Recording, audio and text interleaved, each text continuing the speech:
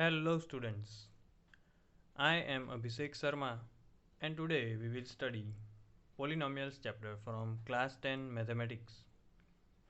In this video, we are going to study few basic introduction of polynomial, classification of polynomial, zeros of polynomial, geometrical meaning of zeros of polynomial, and at the end we will see exercise 2.1.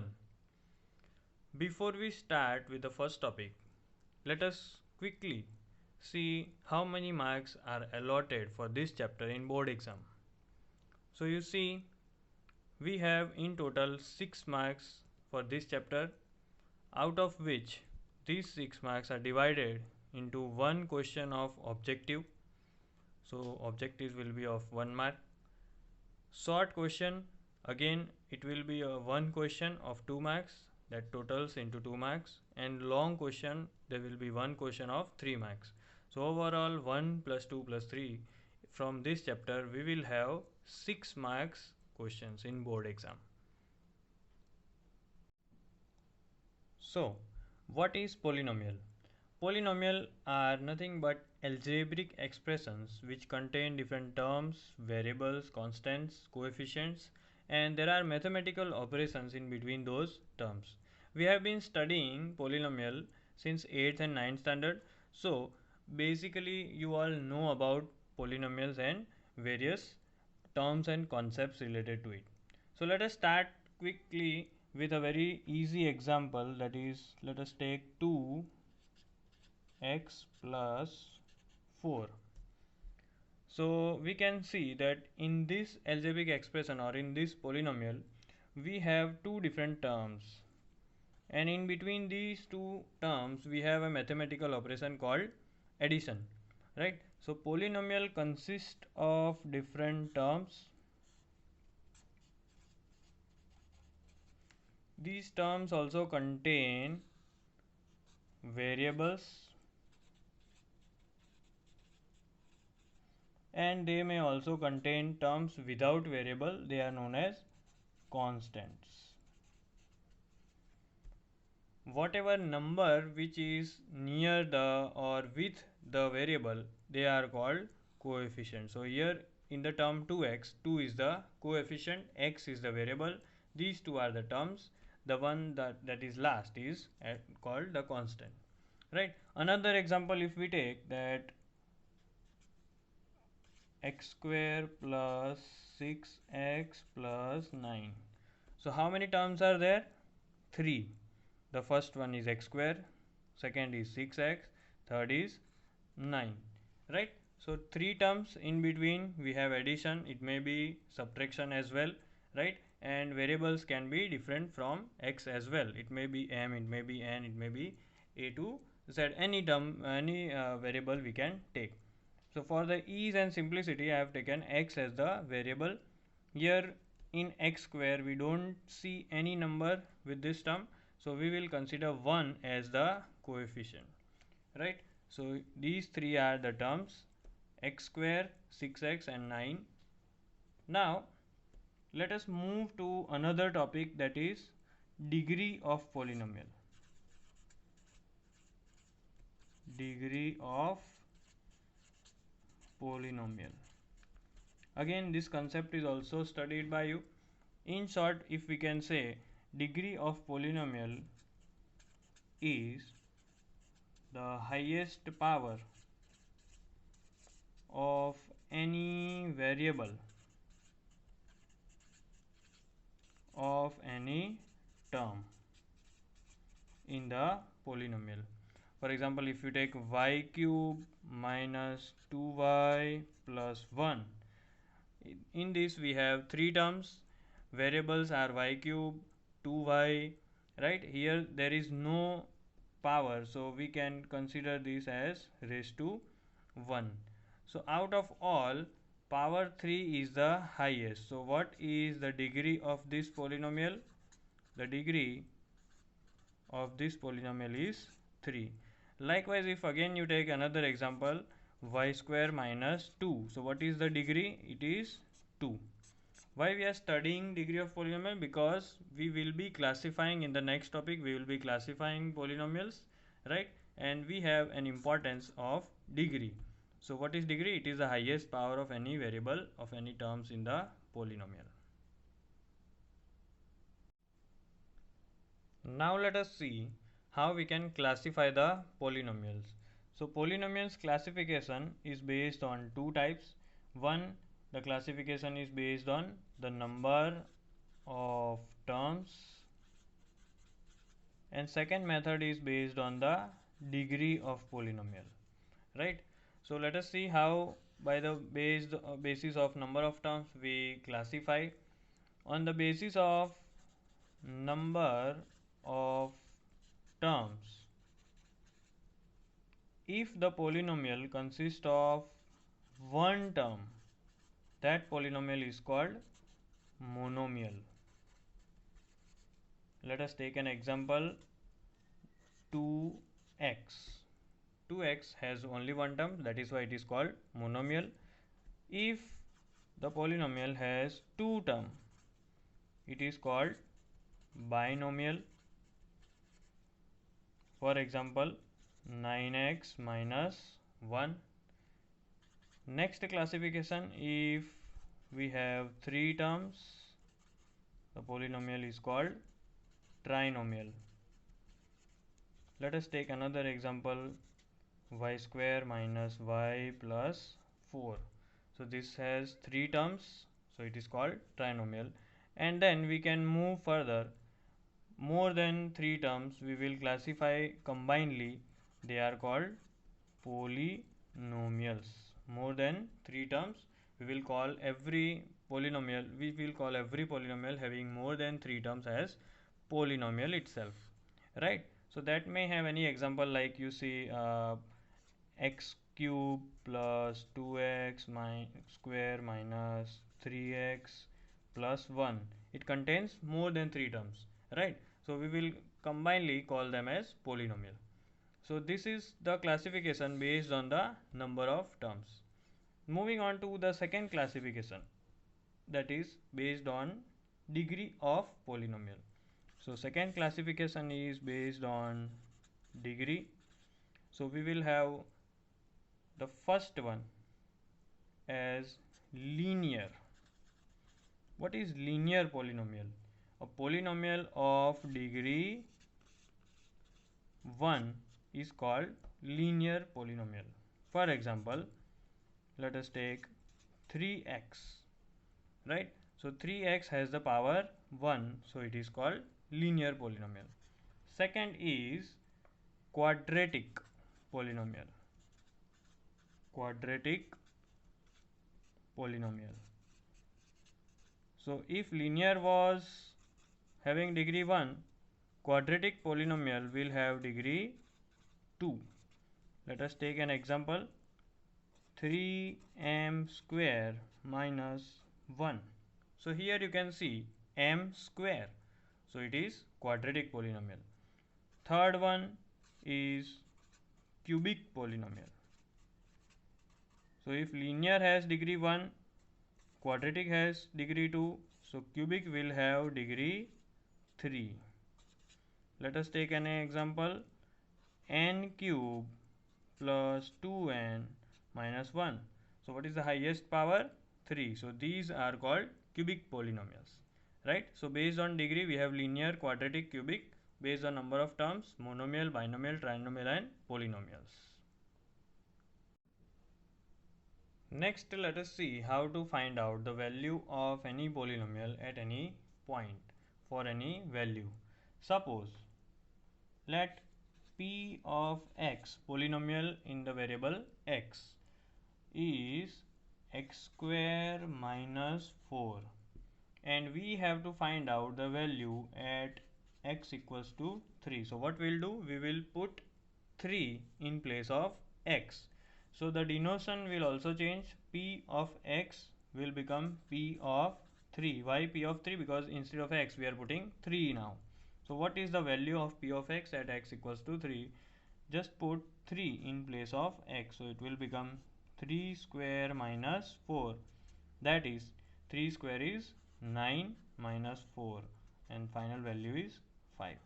So the value of this polynomial p of x equals to x square minus 4 at x equals to 3 is 5.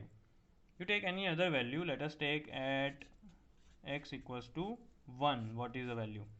So what is p of x? Let us write the original equation again, x square minus 4, put 1 in place of x, so that will be 1 square minus 4. What is 1 square? It is 1.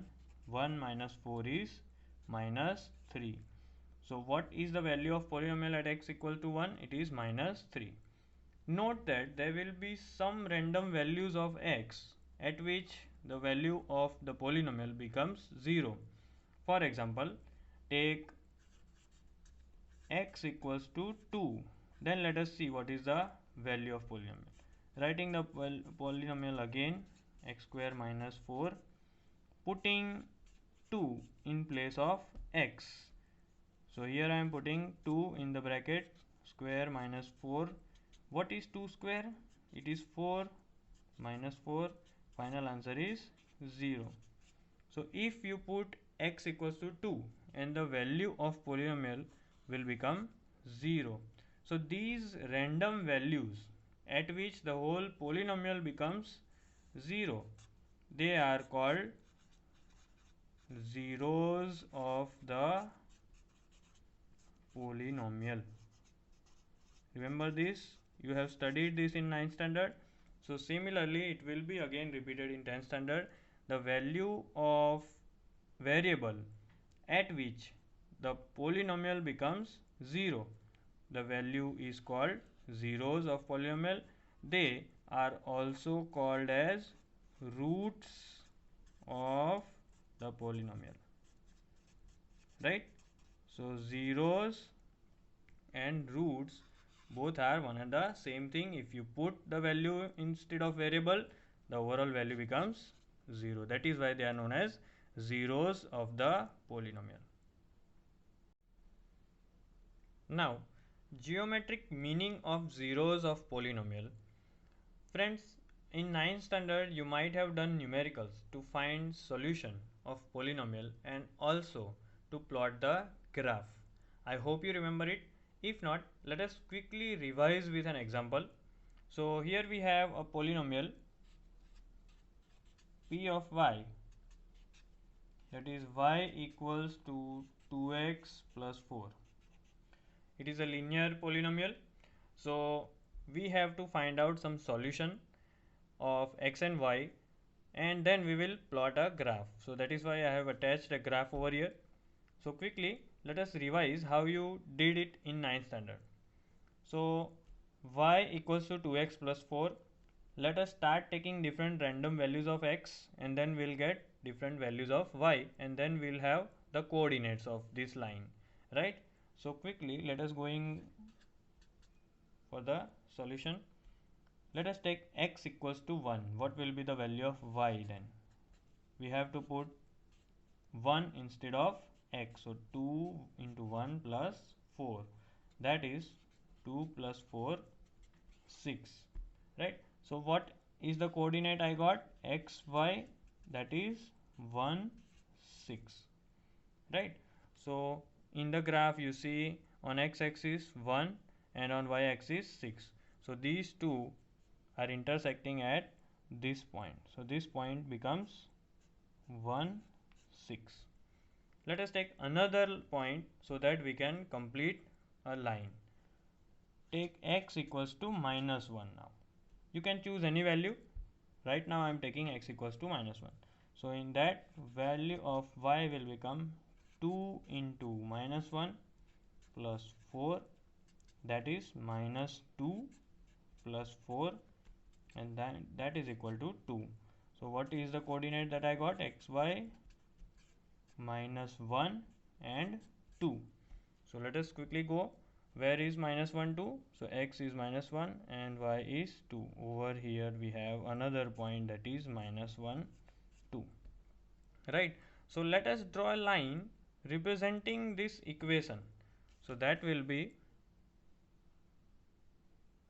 like this, right?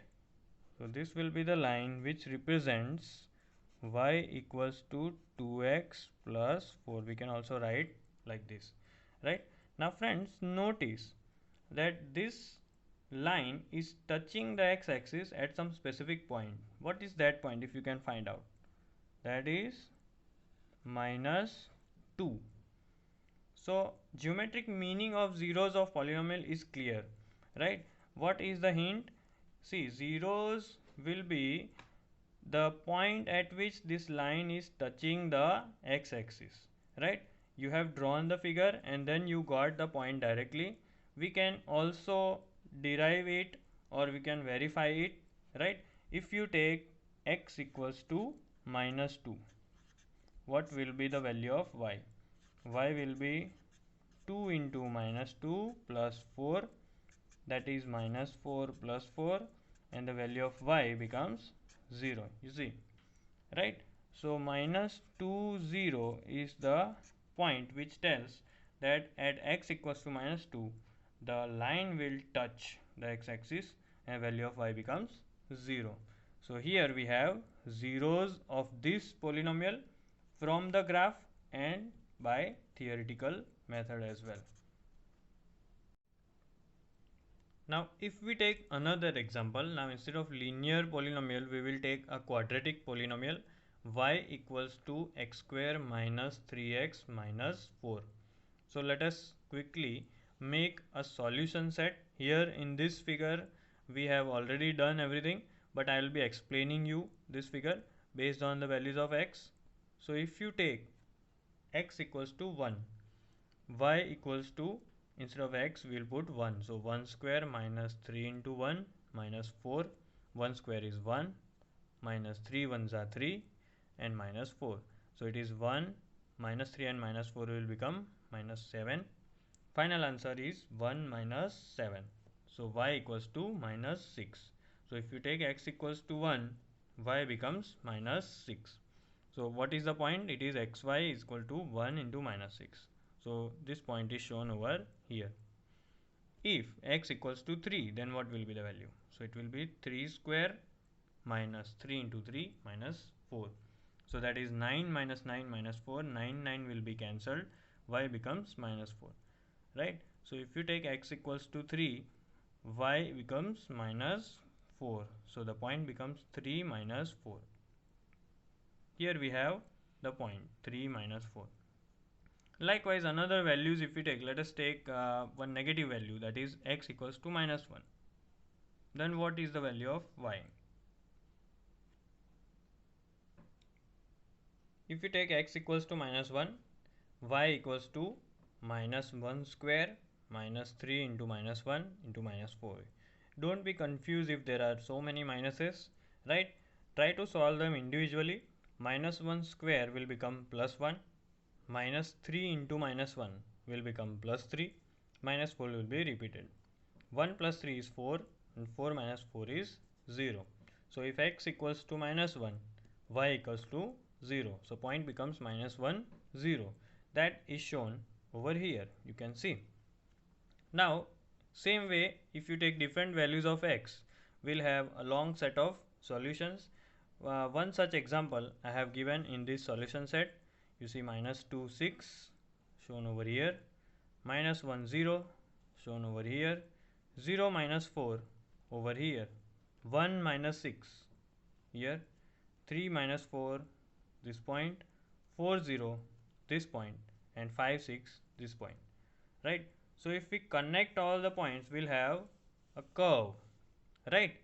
So what is the hint of zeros over here? From the solution set, if you see carefully, there are different values of x at which value of y becomes 0. One such point is minus 1 0. I am circling it. Another such point is 4 0. And you can see exactly at these points the line or the curve of equation y equals to x square minus 3x minus 4, this curve is touching the x-axis. You see minus 1 0 and 4 0. So the roots are very clear for this equation. What are the roots? these are the values of x at which the equation becomes 0. So minus 1 and 4 are nothing but the zeros of this polynomial or roots of this polynomial. So next time when you are solving any question in which graph is given and you have to tell the values of zeros, so you just have to see where they are touching the x-axis, right? Over here in this figure they are touching at 2 points at x-axis, so that there are two zeros of this polynomial. Moving on to the last topic of this video, here we have our first exercise, that is exercise 2.1. They have given some figures and they have told or asked you to find the number of zeros of polynomial p of x, right? So we have 6 different figures, 1, 2, 3, 4, 5 and 6. These are the questions from exercise. We have only one question in which we have to tell how many zeros are there in this polynomial or in this figure. Remembering the hint what I have told just now is that we have to just check whether these lines or these curves are touching the x-axis or not. If yes, how many points?